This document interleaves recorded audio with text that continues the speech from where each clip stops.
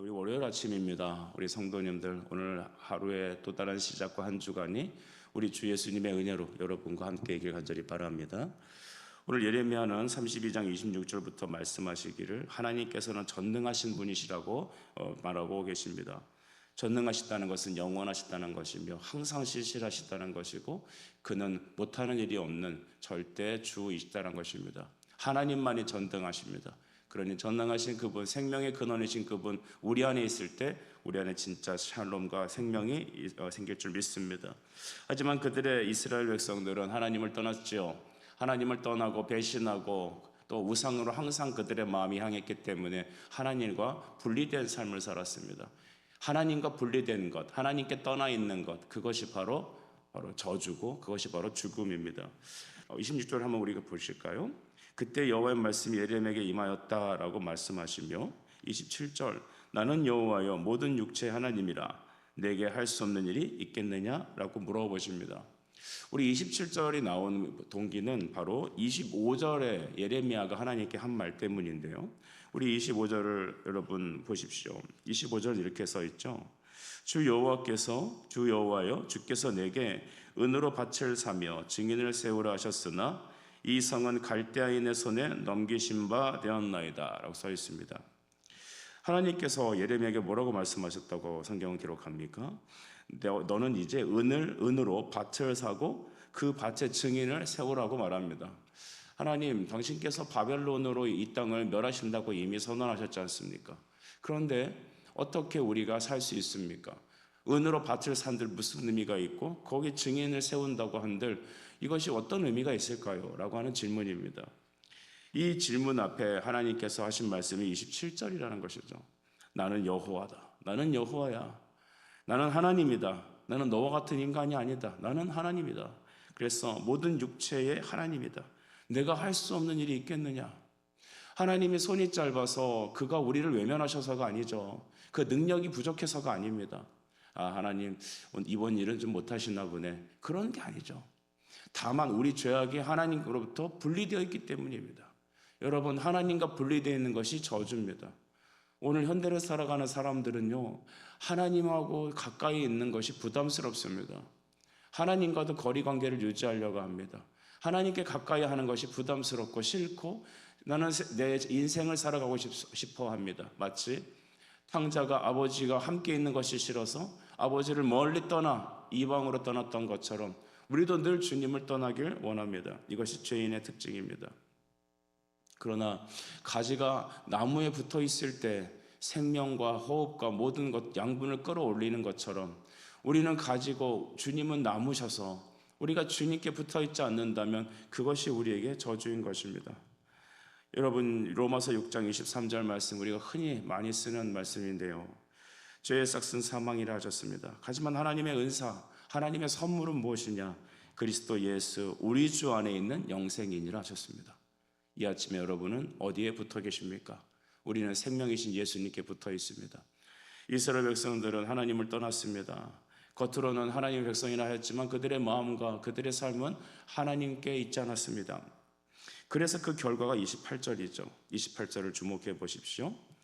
그러므로 여호와께서 이와 같이 말씀하시니라. 보라, 내가 이 성을 갈대아인의 손과 바벨론의 느부갓네살 왕의 손에 넘길 것인즉 그가 차지할 것이다. 바벨론에 넘겨질 것이다. 하나님이 세우신, 하나님께서 만드신 이스라엘 백성, 성전, 예루살렘이라도 그들이 하나님을 떠나면 하나님께서는 그들을 가차없이 다른 사람들에게 넘길 것이라고 말한 것입니다. 이스라엘의 멸망의 원인은 하나님 때문이 아닙니다. 바로 그들의 죄 때문이었습니다. 또한 29절을 보면 그들이 구체적으로 어떤 죄를 지었냐 하면 중간에 보면 바알에게 분향하며 다른 신들에게 전제를 드렸다라고 말합니다. 전제라는 것은 나의 모든 것들을 부어드리는 제사를 말합니다. 온 마음이 우상에게 가 있는 겁니다. 자세히 보십시오. 여러분 마음은 어디가 있습니까? 우리 자녀들은 과연 그들의 즐거움과 삶의 목적이 어디에 가 있습니까? 하나님께 있습니까? 저는 그러지 않는다는 것을 보면서 안타까워합니다. 여러분, 우리의 마음은 어디에 부어져 있습니까? 우리는 어디다가 우리의 시간을 분양하고 있습니까? 우리는 우리의 가치를 어디에다 부어드리고 있습니까? 하나님께 우리의 마음을 드린다는 것은 바로 우리가 가장 즐거워하는 것이며 가장 사랑하는 것이며 가장 우리의 삶이 기뻐할 때입니다. 그것이 하나님이어야 합니다. 하나님이 가장 기뻐해야 합니다. 하나님께 내 마음을 쏟아드릴 수 있어야 합니다. 여러분, 그것이 하나님 사랑하는 것입니다. 그래서 마음을 다해, 뜻을 다해, 힘을 다해, 목숨을 다해 주 너희 하나님을 사랑하라 하셨습니다. 근데 이스라엘은 그렇지 않았습니다. 그들의 마음은 우상에게 가 있고, 그들의 마음은 세상에게 가 있고, 그들의 마음은 세상의 성공에 가 있고, 그들의 마음은 자기 행복에 가 있었습니다. 이것이 이스라엘의 멸망의 원인입니다. 그러면 오늘 한국에 살아가는 여러분, 21세기를 살아가는 우리의 자녀들과 우리의 모습은 어떻습니까? 많은 분들이 여러분, 젊은이들과 또 기성세대들은 살아가는 세대가 다르다고 합니다. 2000년대에 태어난 사람들은 태어날 때부터 이미 컴퓨터가 있었고 인터넷이 있었고 어릴 때부터 이미 핸드폰 패드에다가 손가락으로 이렇게 휘저으면서 그렇게 자라갔습니다. 그러니 과거에 여러분 70년대, 80년대 생들하고는 전혀 다른 것이고 그 이전의 사람들과는 정말 세대 격차가 클 것입니다. 아무리 세월이 바뀌고 하여도 우리의 마음이 지금 어디에 쏟아져 있는지가 정말 중요한 것입니다. 요즘 아이들은 힘드니까 이렇게 해줘야 돼. 여러분, 항상 요즘이나 옛날이나 똑같은 죄인들이었습니다. 하나님 사랑하는 것이 아니라 세상 사랑하는 것이 당연한 이치죠. 우리는 하나님께 마음을 두지 않는다는 것이 얼마나 큰 저주라는 것을 깨닫지 못하고 있습니다. 좀 더 자자, 좀 더 눕자, 좀 더 많이 모으자, 세상을 누리자, 즐거워, 나 자신의 행복을 유익을 구하자. 여러분, 아닙니다. 정말 우리의 삶의 진정한 축복과 행복은 그리스도께 나의 생명과 나의 마음과 나의 물질과 시간이 그리스도께 드려지는 겁니다. 그 사람이 바로 예수님과 붙어져 있는 사람입니다. 그래서 제가 지금 행위를 얘기하는 게 아니라 우리가 과연 예수님께 붙어져 있는지를 점검하자는 것이죠. 여러분, 심판과 멸망은 바로 죄의 결과로 다가왔습니다. 그런데 우리의 모든 심판과 죄의 결과를 대신 지신 분이 한 분 계시죠. 그분이 바로 우리가 믿는 예수 그리스도이십니다. 우리 이사야 53장 6절 말씀 보시면 우리는 양과 같아서 그릇 행하여 각기 제 길로 갔다라고 말합니다. 그렇습니다. 이 세상 모든 사람이 다 그렇습니다. 저도 죄인이고 우리 모두가 다 우리 마음이 하나님이 아닌 세상에 쏟아지고 있습니다. 매 순간 그렇습니다. 매일 그렇습니다. 그런데 우리는 십자가를 바라봐야 합니다.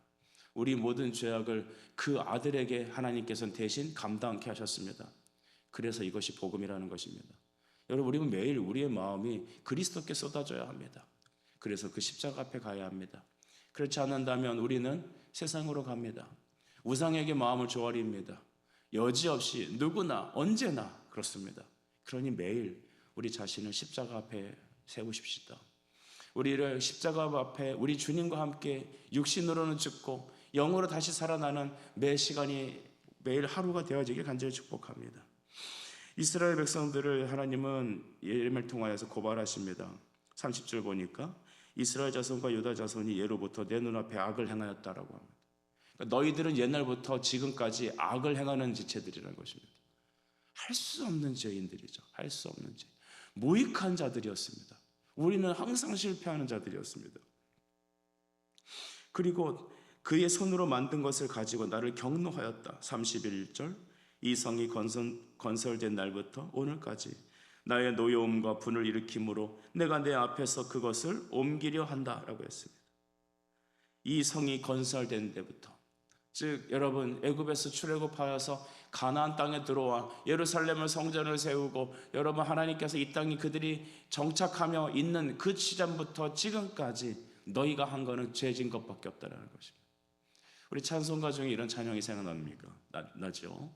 나 행한 것 죄뿐이니 주 예수님 날 받으소서. 나 행한 건 뭐밖에 없다고요? 죄뿐이다. 주님, 나 행한 것 죄밖에 없습니다. 여러분, 이게 실실히 우리가 고백되어야 합니다. 말씀 앞에 서면 하나님 우리를 고발하시죠. 우리가 거룩한 것 같고 정말 주님 잘 섬긴 것 같고 정말 예수님만 바라보는 것 같지만 성경은 말합니다. 너가 태어나서 숨 쉬는 순간부터 지금까지 너가 한 건 죄밖에 없다. 이렇게 말하면 여러분, 이 세상의 철학에서는 우리 기독교인들은 정말 자기를 사랑할 줄 모르는 사람들이다 라고 얘기하지만 진짜 자식 사랑하는 것, 나 자신을 사랑하는 방법은 내가 행하는 모든 것이 하나님 말씀 앞에서 죄밖에 없다라는 것을 깨닫는 것이죠. 이 성이 건설될 때부터 지금까지 우리는 하나님의 분노를 일으키는 지체들이었습니다.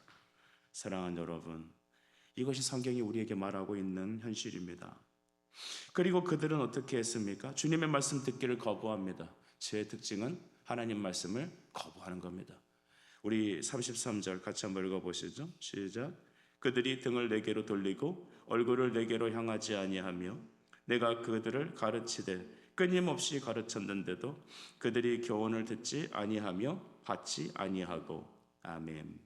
하나님 말씀을 듣지 않고 하나님 말씀을 반대하는 것들, 그 태도를 등을 돌리고 얼굴을 내게로 향하지 않는다는 겁니다.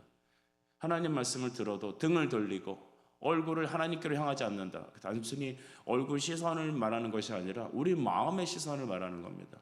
말씀을 들어도 우리는 항상 세상이 기뻐요. 우리 주일 예배 끝나고 집에 돌아가셨을 때 여러분 뭐 하셨습니까?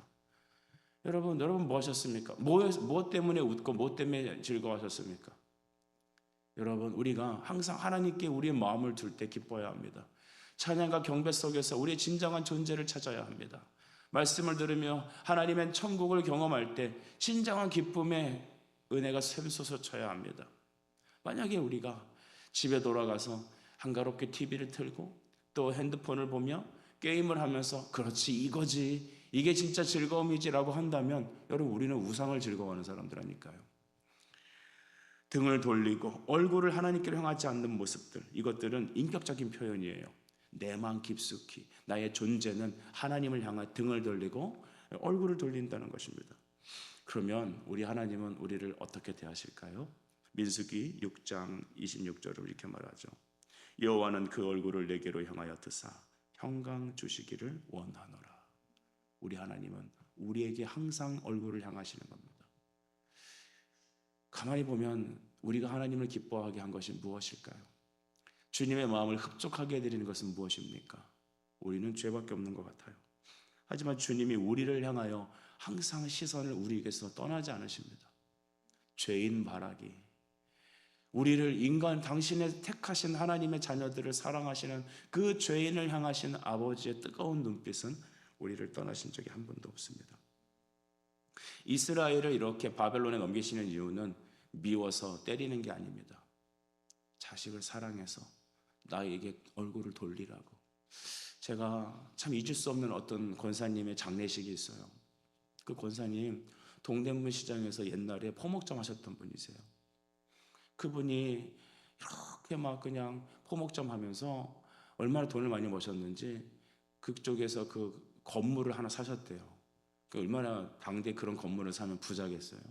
근데 그분이 교회 다니시는 분들이 그렇게 아름다워 보였대요. 하얀 옷을 입고, 옛날 얘기죠. 하얀 옷을 입고 다니는, 머리에 이렇게 수건 쓰고 이렇게 엄마들, 예전에 어머니들이 그러셨대잖아요. 그리고 다 교회 갔다 오면서 기뻐하고 즐거워했대요.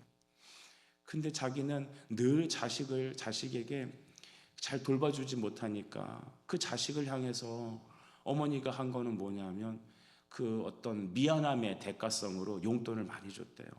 지금으로 말하면은 뭐 고등학생한테 한 몇백만 원 지어준 것 같아요. 그렇게 지어줬어요. 그러니까 얘가 삐뚤어 나가죠. 세상에 자기밖에 모르고.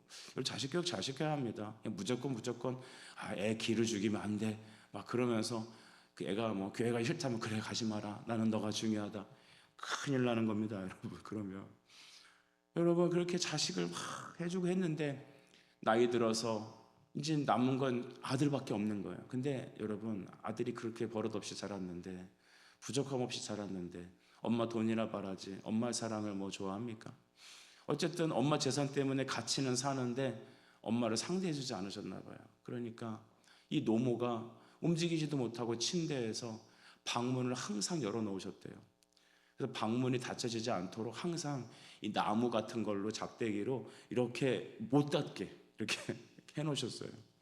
그리고 항상 건너편에는 아들네의 방이 있었대요. 아들은 한 번도 그 방문을 열어주지 않았어요. 어머니께 고개를 돌리지 않았어요. 근데도 한 달에 한 번씩 가서 신방 예배 드리다 보면 늘 아들을 향해서 크한 눈으로 그 방을 향해 보시다가 그렇게 하시다가 돌아가셨어요. 장례식 때 제가 그랬어요. 아드님 아드님, 어머니가 항상 당신을 향해서 방문을 닫지 않고 당신을 향해서 바라보던 그 눈빛, 당신을 향해 바라보는 그 바람, 아십니까? 아셨어요? 그 아들은 그때 슬피 울며 애통해 하더라고요.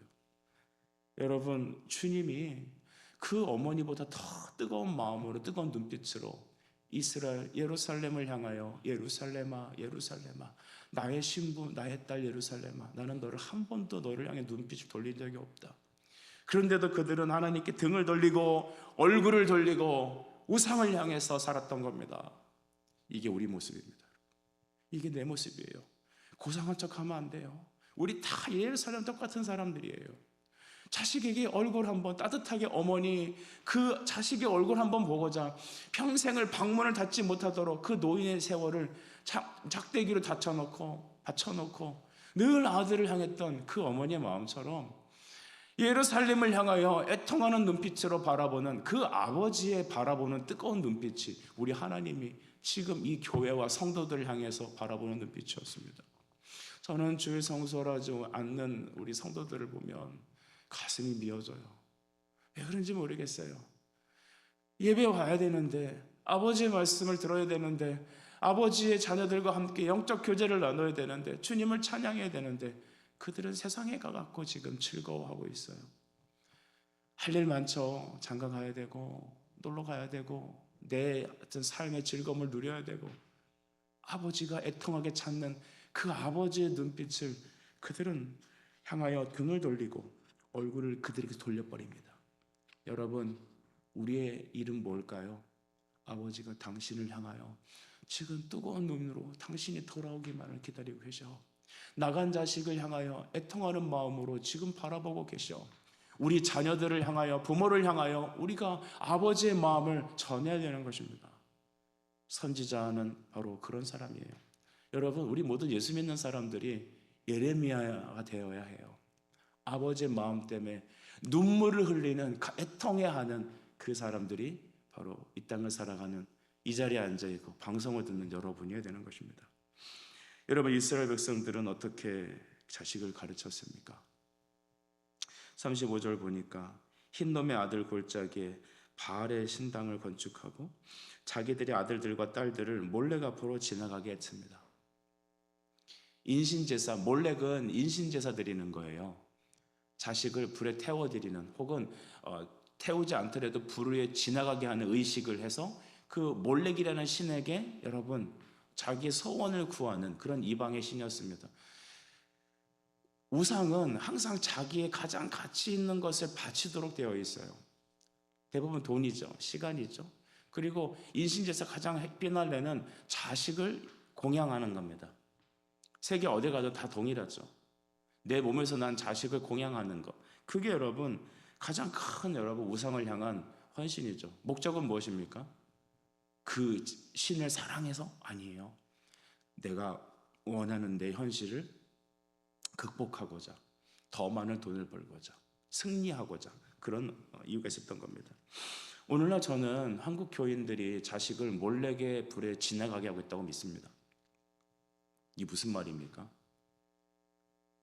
자식이 온전히 하나님의 사람의 인격체로 세워져서 하나님을 경배하고 말씀으로 삼는 것보다 그 자식이 행복하는 대로 내버려 두는 겁니다.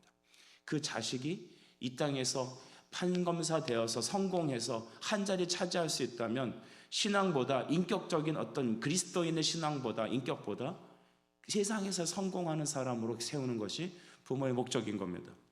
여기 불당 한번 나가보도요, 어린이들이 학교 끝나면 그 조그만 애들, 가방, 자기 몸만한 가방을 메고 다니는 애들을 그냥 버스에 돌려갖고 지금부터 여러분 영어 가르치고 뭐 하고 하는 겁니다. 여러분, 그들의 모습을 보면서 애통해합니다. 주님도 애통해합니다. 여러분 자녀들 정말 신앙교육 잘 시키고 계십니까? 애들이 원하면은, 그래, 나는 너의 인격을 존중한다, 너 기죽으면 안 된다, 그러다 보니까 선생님들을 잡아놓고 뺨을 때리는 세상이 오늘날 되었던 것이죠. 잠언은 뭐라고 얘기합니까? 잠언 13장 24절은 말합니다. 매를 아끼는 자는 자식을 미워하는 것이다. 사랑하는 자, 자식을 사랑하는 자는 성실하게 징계한다는 겁니다. 어떻게 해요? 주의 교훈과 책망과 바르게 함과 의로 교육하게 유익한 하나님의 말씀으로 자식이 온전한 그리스도인이 되도록, 신자 되도록 세우는 겁니다. 왜 웨스트민스터 소요리 문답 같은 게 존재합니까? 부모가, 아비가 자식을 놓고 하나님의 말씀을 입에 넣어주는 겁니다. 마치 새가 모이를 갖다가 그 새끼 새의 입에다 집어넣듯이 직접 부모가 자식을 향하여 예배하고 그들의 입에 말씀을 넣어주는 겁니다. 우리 교회는 제1의 교사는 부모가 되어야 합니다. 제1의 여러분 최고의 가르치는 선생님은 부모가야 합니다. 목사님이 가르치면 되고 선생님이 가르치면 되는, 마치 교회 학교 자식들의 신앙교육은 학원 돌리듯이 교회를 돌리면 무조건 되느냐 생각하면 절대 안 되는 것입니다.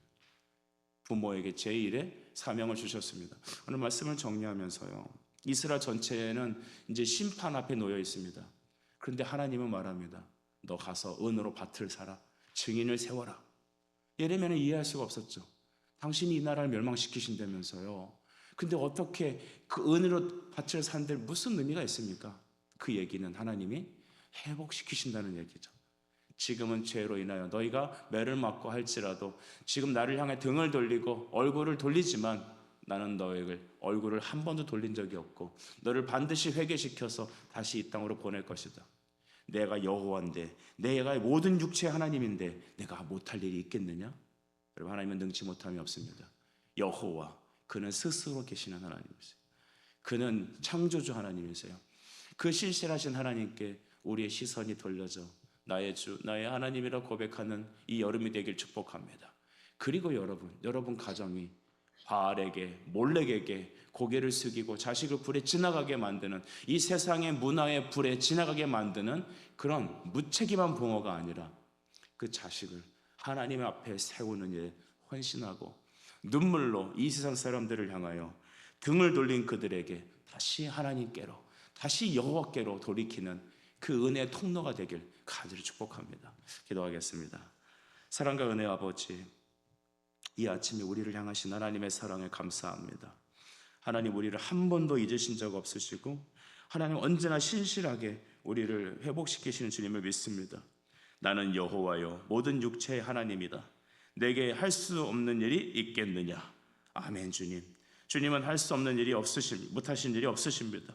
주의 은혜를 우리 교회 성도들에게, 이 말씀을 듣는 주의 백성들에게 내려 주옵소서. 우리의 등을 그리스도에게로, 우리의 시선을 항상 예수님께로 돌리는 은혜를 허락하여 주시옵소서. 예수님의 이름으로 기도드립니다. 아멘.